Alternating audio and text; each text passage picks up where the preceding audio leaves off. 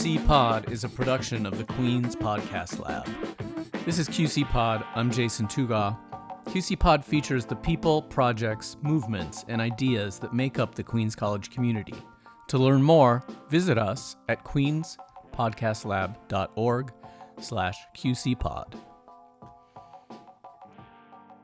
Today on the QC Pod, we are shedding a light on one of our students' new projects.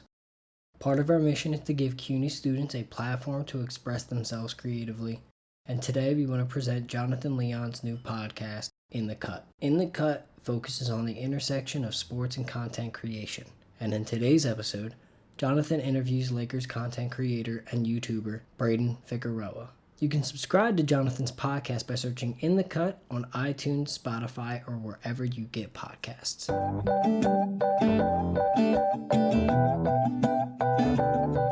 Hey everyone, you're listening to In the Cut podcast. I'm your host, Jonathan Leon.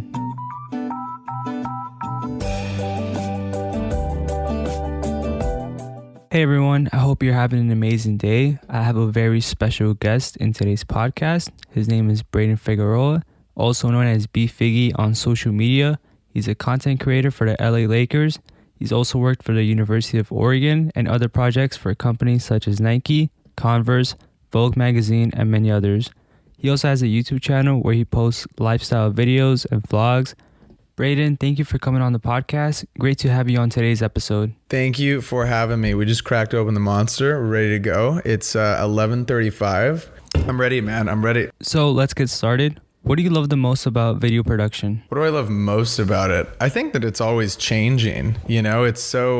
I think that when I was in college, I was just trying to find something that I enjoyed doing. Like most people, you're just trying to figure it out. You're very lost. And up until junior year, spring term, I was in bio. I was a bio major. So I was just struggling, getting absolutely rocked in human phys. I was human physiology because I was trying to be a vet. And I think that's something that a lot of people don't realize is they come into college or they don't go to college and they're trying to figure out stuff and they're just really frustrated with life because they think that they should know like all the answers. I think that's probably the most fun part of life, but when you're first starting, it can seem just like this huge mountain that you're never going to climb. And it's a very rewarding process to try and find the thing that you actually enjoy doing. And I think that everyone's like, oh, you have to do this one thing like forever. Like you don't have to do that. You can really just pick and choose. Like it's your life. You can do whatever it is that you want to do with it and spend your time allocated to whatever it is that you want to spend it with. What would be your advice to those who have a passion for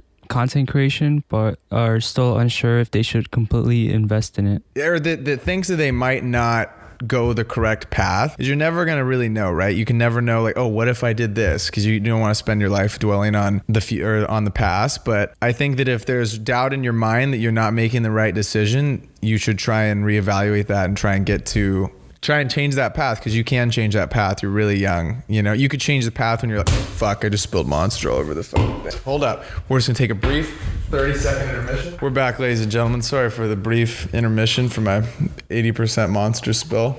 Where were we? I read that you started your freshman year of college creating fitness vlogs. I'm sure it took a lot of time working on them. What was the best way you learned different editing methods? Was it through YouTube or just trial and error? I would just watch the best people, and that's how I would learn. I would just sit down like you were probably studying for some accounting midterm the other day, and that's exactly what I would do with the best guys in the video space. So I would watch like guys like Sam Calder, Gibson Hazard, I'm trying to think. There's like a handful of them. I didn't watch a ton of people's stuff because I personally didn't think a lot of stuff was like spectacular. But I was like, okay, I know that these people's things are spectacular. These like handful of people that I'm watching, I'm like mesmerized by what they're making. So I was like, if I can just try and mimic what these guys are doing, I'm gonna land somewhere close to them, and I'll figure it out along the way. I'll kind of find my style and refine things, because I think everyone gets hung up on trying to find their style in like the first months of like them making stuff, when in reality, like you're still finding your style like 6 years in, 10 years in.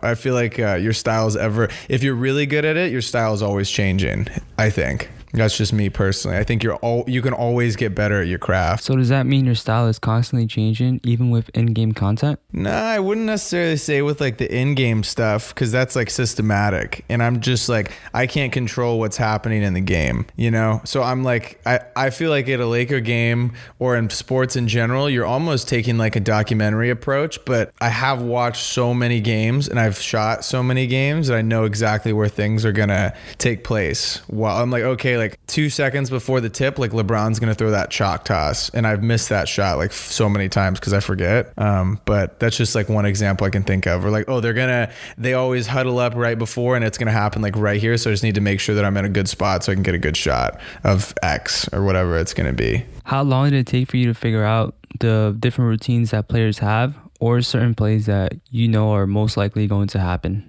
It takes you some time. I can't give you like a specific like estimate, because I think it's different with every person, with every team. I'm pretty quick at if I can just work with somebody like a few times, like 1 or 2 times, I can get their tendencies and their patterns. Like LeBron, okay, like this is just an example of this. Like with football and with Oregon, Justin Herbert, I knew that he'd always hit this one receiver like on this out route. So if this receiver was in and he was in this specific spot, I'm like, okay, I'm going to just look for this guy, because I think that Herbie's going to throw this like out route to this guy, and he always gets it in bounds. So I try and set up for that shot. And similarly with like LeBron and AD, there's just like, I've watched them play so many times through my viewfinder that I'm like, okay, if LeBron has a guy on him and he's driving to the hoop and AD's just like right to the left of him, I'm almost certain there's going to be a lob coming. So I'm just ready for the lob. And it's like, I think in my first year, I was missing that shot a lot, because I just wasn't, you literally have to know where they're going to throw the ball, because they throw the damn ball so fast and they're so athletic. Like they're the best at what they do. So you got to be able to keep up with that level of like how fast they throw the ball, where they're at, and the whole 9 yards. So I think it's just one of those things that different for every game, different for every team, but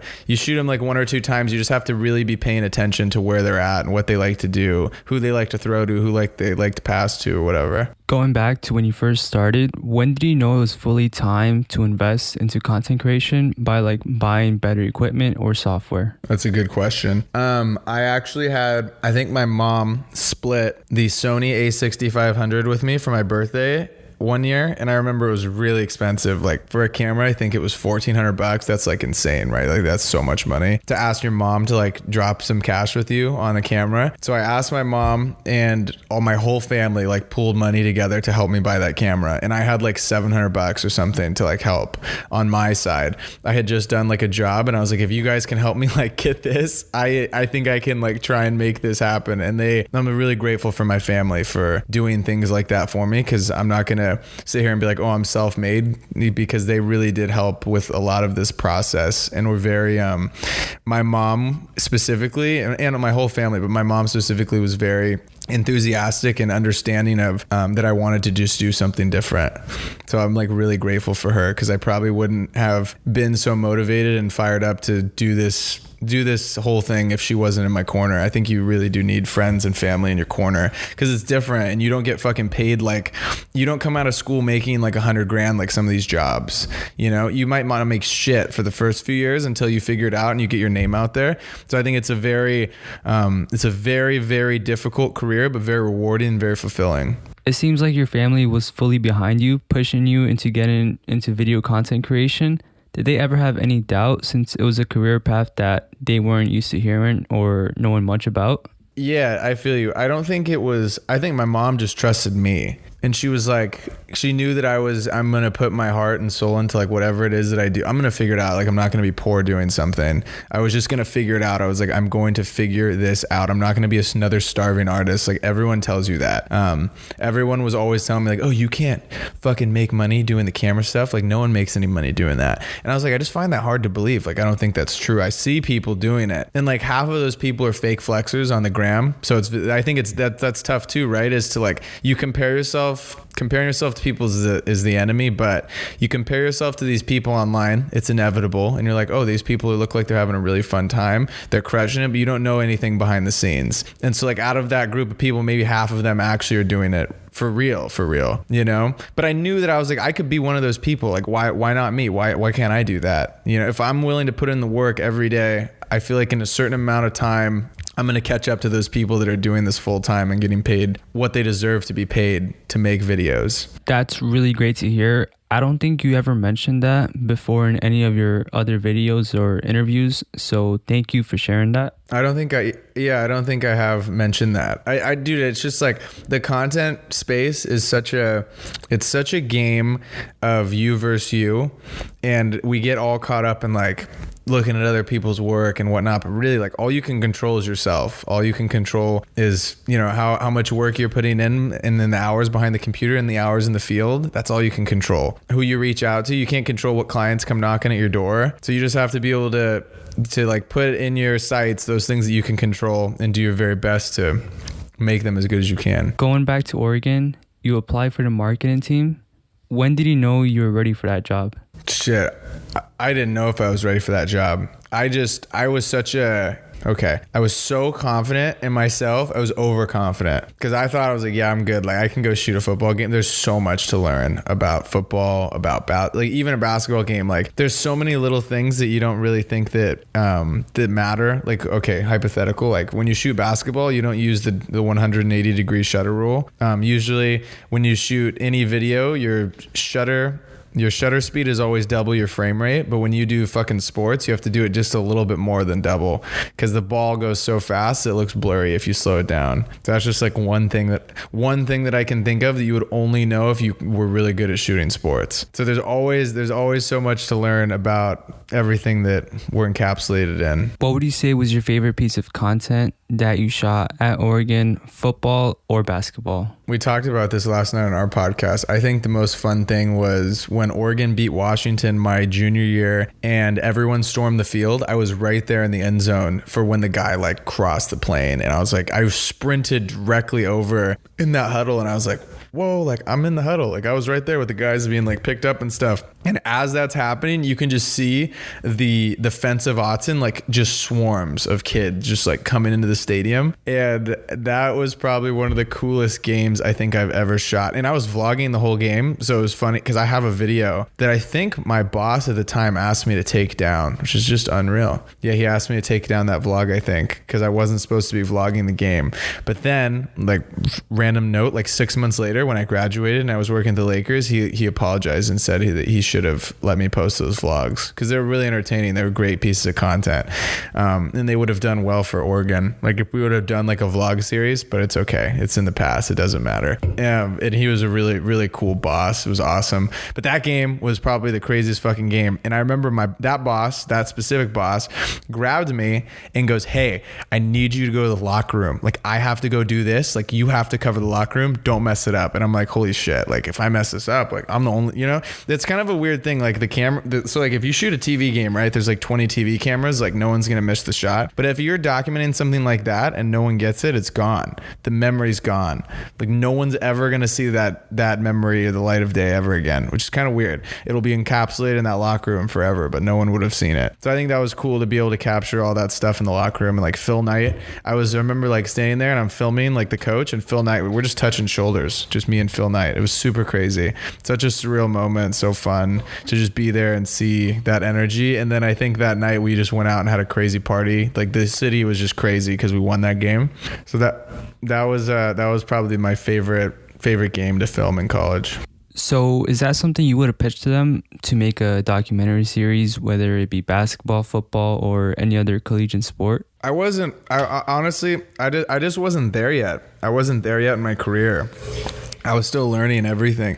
I was still learning like so many things. Every day we'd go shoot, I was learning stuff. Even though I was like decent at the cameras, like I tell people this a lot, like me and my friend, Adam, we kind of like reverse engineered how to learn how to edit videos because we didn't have teachers. We didn't have like a true teacher, right? So like I taught him whatever I knew and then he went and like learned a bunch of shit on his own. So it was like this little game of like cat and mouse of just learning as many things as we could and just be like, oh, like I just learned this today. Like, did you know that? I'm like, no, I didn't know that. Because video, there's so many different aspects of it to learn. You can only know so much, right? That's why like most of the best people in video space and creative space are specialists because it's so hard to know everything. It's not possible to know everything. It's really possible to be really good at one thing though. So there's so much that goes into video editing and all that. How do you remember that when you're shooting a video for a certain project or a brand? Repetition, right? I mean, repetition, confidence is gained by repetition. So to be confident in your work, you have to have repeated it thousands of times. I think I go by the 1,000-time rule.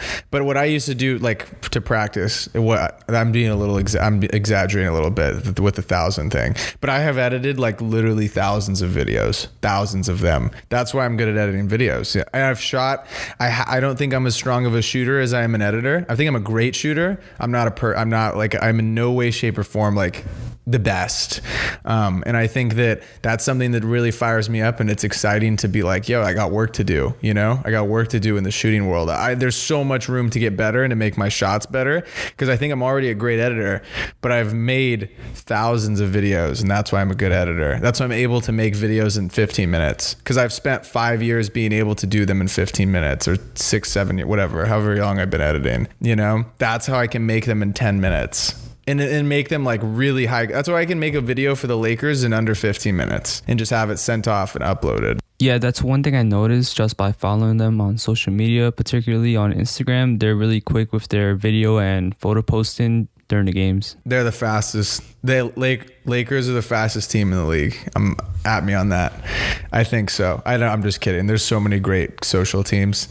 No, I don't know, dude. I really do think though that they probably do get it up they get up live content the fastest in the NBA. I'd be willing to like put money on that, because they have such a good system, and we didn't have a system like this at Oregon. We had a jumbled system that we didn't have as let's see, how do I even phrase this? We could get content up really fast at Oregon, but they have more hands and more bodies that are, because like our designer also was like shooting and stuff, just a different layout of the team.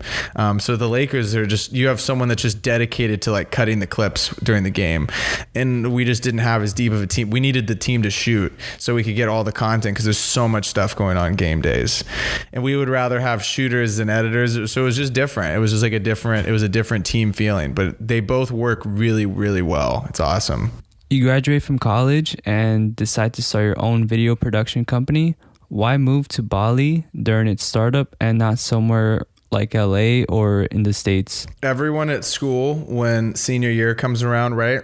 Every convo, where are you going to get a job? Like, where are you going to work? What internship do you have lined up? That's what everyone's talking about. Every conversation, every hall, or like in whatever program you're in, that's what everyone's talking about. And I was like, dude, I don't think, I had read a book, this one book by Tim Ferriss called The 4 Hour Work Week. And I was like, dude, I don't think that like that going to like an agency is bad. I don't think that's bad. I think it's great. I think it's probably like the best experience you'll get is probably going right out of college and working at a big company, learning how they run things and how they operate. And if you want to do something by yourself, then taking that knowledge and going and doing it by yourself, or like starting a new company, right? I think that's probably the smartest way to come out. If you want to be an entrepreneur, go work at a company, or like if you have like an entrepreneur mind, you want to start a business, go and work at a business to understand how they run things and take what you like from them and go do it better. It's probably the best way to do it. But I was reading this book and I was so pissed off at like the world. I don't know why, but I was just mad, and I was like, fuck it. I don't want to work for somebody. Like, I'm just going to figure it out myself. That's how you get good at business, right? You work, you learn by doing. So I was like, you know what? I talked to a lot of people and they're like, why don't you go do it? Like, if anyone can do it, you can do it. And I was like, you're right. I'm going to try that. I'm going to try this whole business thing. I'm going to start a company and we'll see how it goes. And Bali made the most sense, because Bali, we are earning US dollars, but spending rupiah. So, right? So like we were getting all our monies in US, but I'm just spending rupiah. So I'm living at like a quarter of what I would live like here.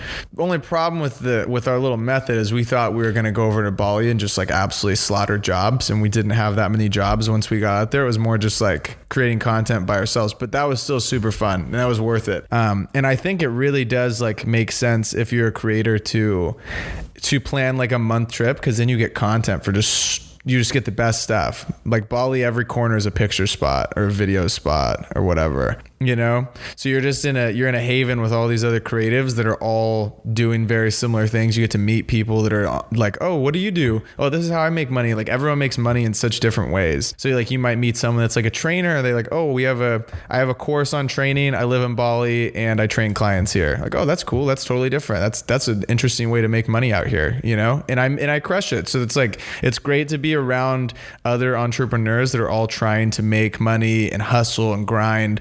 Not to be like hustle grind, whatever. But it's like, it's cool to be around those people. And that's how I feel right now, like living in this apartment. I'm around 2 other full-time creatives that are all doing really well and making great money. And there's like 2 more that are a block away from me. So it's just great to be in this little hub of all these like-minded driven people.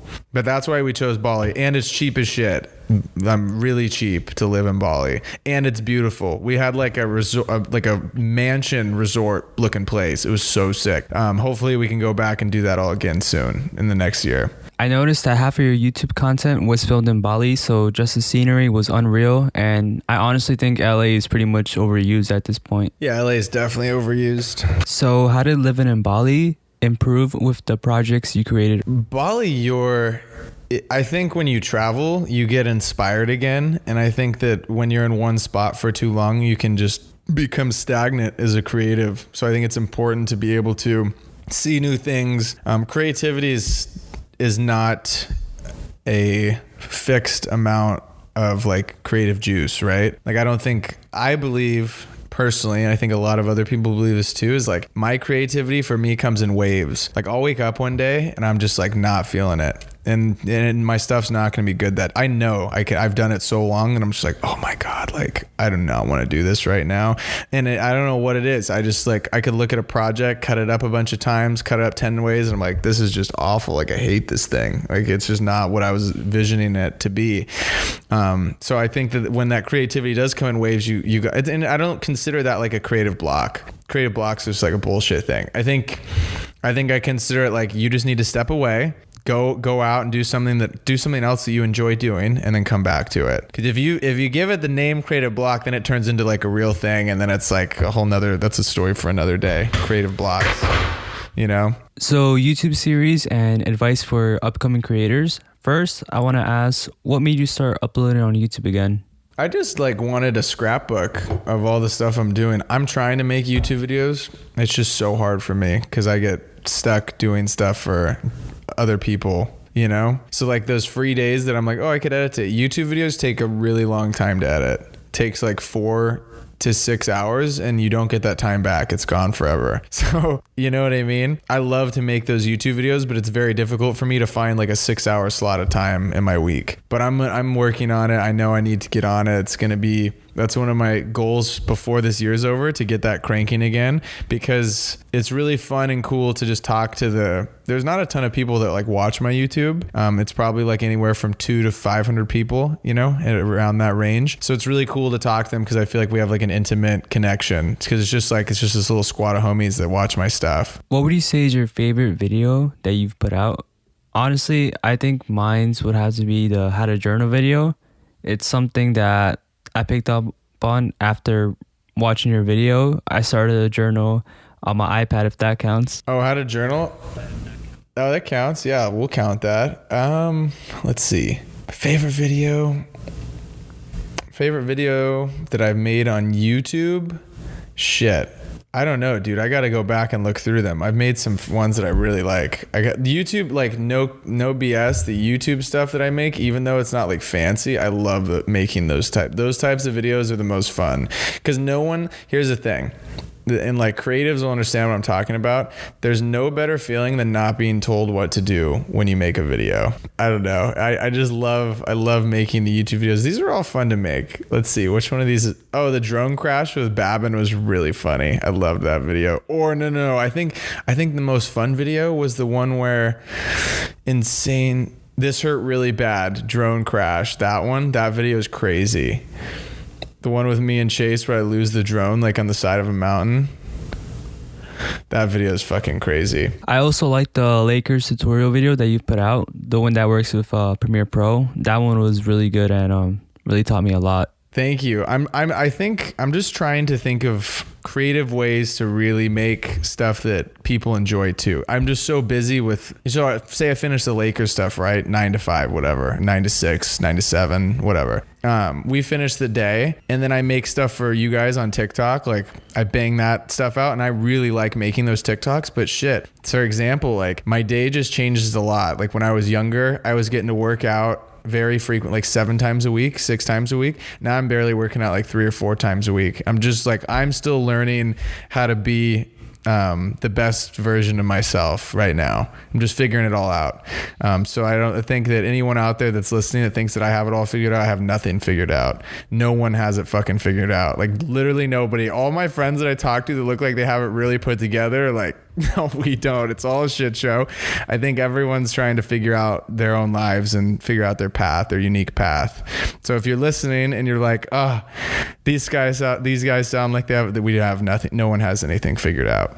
So that's great advice going out to people to not to stress out, take a deep breath, think about what you want to do and go after it. Other than that, what would you say is your biggest advice for people that want to get into sports content creation? Like the best way to get started? I think you got to start at the lowest level that you can find, whether it's high school or whether it's college. It's not super hard to, there's tons of newspapers that are around, like local newspapers, right? That you could say, hey, like I would love to, this is what I would do. If I didn't have a direct, cause like if you go to college, you get the unique opportunity to directly just pop in and end up working for the team. Cause you're a student there and then you could graduate, work there, whatever. It's a very easy route. If you don't go to school, the route that I would think would be the best is either to start at the high school level or start at the college level, hitting up people that work there and saying like, yo, if you guys need an extra shooter, like this is what I'm capable of doing. This is other content that I've made. And I think it really helps if you have stuff that looks like their brand. If, for example, if you went to the Chargers and your stuff is like, I'm trying to think how to word this properly. The Chargers brand is very, it's funny, it's in your face, it's loud, it's like they make memes on their page. It's very different than the Lakers. The Lakers page is very, very strict. Like it's great. It's like high quality photo, high quality. So is the Chargers, like high quality shit. Obviously it's great quality stuff. Very different brand tone, very different brand image. What I think of when I think of the Chargers isn't the same thing that when I think of the Lakers, right? If you were going to apply to a job for the Lakers, your content shouldn't look like the fucking Chargers. It should look like the Lakers stuff, right? So whenever you go to apply for something, look back at your stuff and be like, okay, if I show them this, are they going to be impressed by it? And is it going to be on brand tonally and visually and like all that good stuff, like colors, all that stuff? All that stuff needs to look and feel like they might have posted it. And I think when you're going after a bigger brand, that's something to think about. At the smaller level, it doesn't really matter. But, that's just a good piece of knowledge to know is like, if you're going to send your stuff to a team, like make it look like they could post it. So they can kind of envision like, oh shit, if I hired Jonathan, like he's just going to fit right in here. This guy's great. He already understands our colors. He already understands the brand's vision, the brand's tone when he makes these videos, the song choice, all that stuff makes up the brand identity, all those factors. And there's a fuck ton more that I didn't mention that make up everything that we think of when we say a name of said brand. What I would do to get the job, I would reach out to the high schools, reach out to the colleges, reach out to newspapers because newspapers get press passes. You need a way to get a press pass. That's the whole thing. You're not going to get a press pass normally by just saying, hey, can I get a press? No, they're not going to give you a press pass. It has to be for a reason, So, oh, I want it for my Instagram. It's not a good reason. You need to find someone that needs that type of content or hitting up players on the team. Be like, hey, like, can we arrange this? And then like, yes, I'll put your name down to be a shooter at the game. It's really easy to do at the high school level. And then you can work your way up.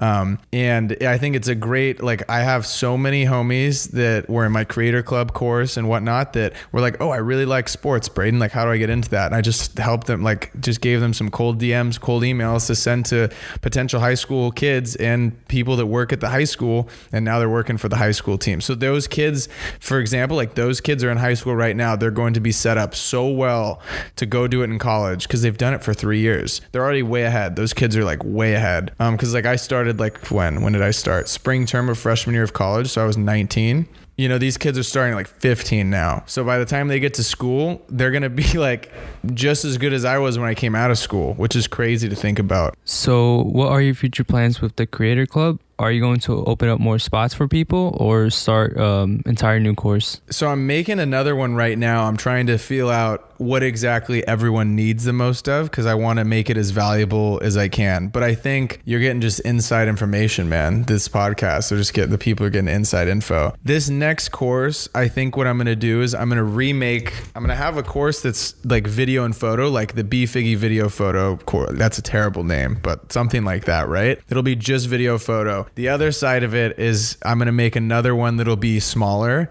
but it'll be more intimate with me and the people that are in it.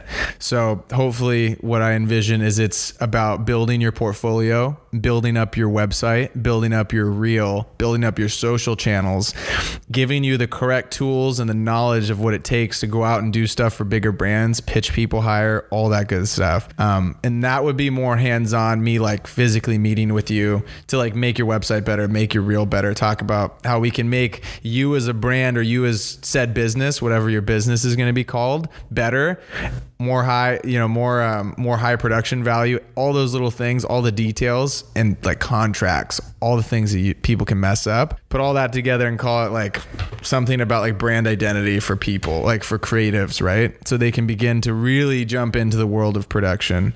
That's what I think. I think that the other one sounds more fun to me to make. But I think that there's a big demand for people that just want to learn about it. So, I think it'll be cool because it'll be the first time I release it. So it'll be discounted. It'll be fun. And hopefully like Creator Club was basically like a guinea pig for all of this. It was fun to just see what people loved, what they didn't like, what could be better. So it was great. It was a great learning experience, and all those people that were in that worked their asses off, and they have some way better work than when they got into it. Okay, I'm definitely going to be one of the first people to enroll in it. Also, do you have a set time frame for when you're going to release it? Let's go. I told people that it would be done it'll probably be done at the end of November. Yeah, it should be fun. It should be, I think, because see, what I want to do is I want to have something to where like you're going to school. Like this like Be Figgy University, right? Like that's how I kind of see it unfolding later down the line. And hopefully, because like I'm very understanding of what it needs and what it takes for someone to be ready to like make content for specific sports is easy, but like for brand, I can look at something and be like, this is what you need. This is what this is missing to take you to that next level. So that's been cool. And it's been so sick to see the kids get jobs at like, I had a homie get a job at Ohio State. So many Florida State, like all kinds of football jobs that people, have gotten. It's been fun. It's been a fun time. That's been the most rewarding part of everything I think that I've done in the creative space is seeing people get jobs. Like because of stuff that I've told them, which is crazy. Anyways, thank you, Braden, for coming on the podcast to share your experiences and your upcoming work. It was great talking to you. Also, for the people listening, don't forget to follow Braden. His Instagram and YouTube is at BeFiggy.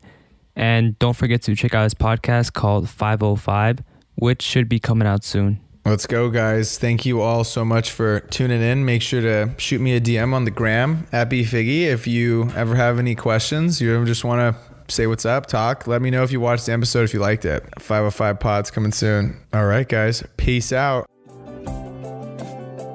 Thank you for listening to today's episode of In the Cut. I hope you enjoyed it. Credit for the music used in today's podcast is Overblow by Ketsa.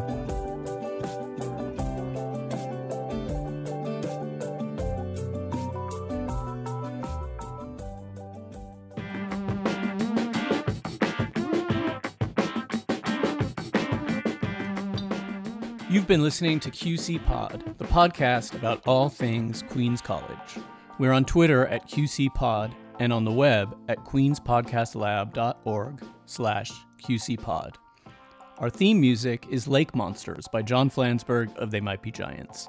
I'm Jason Tuga. Thanks for listening.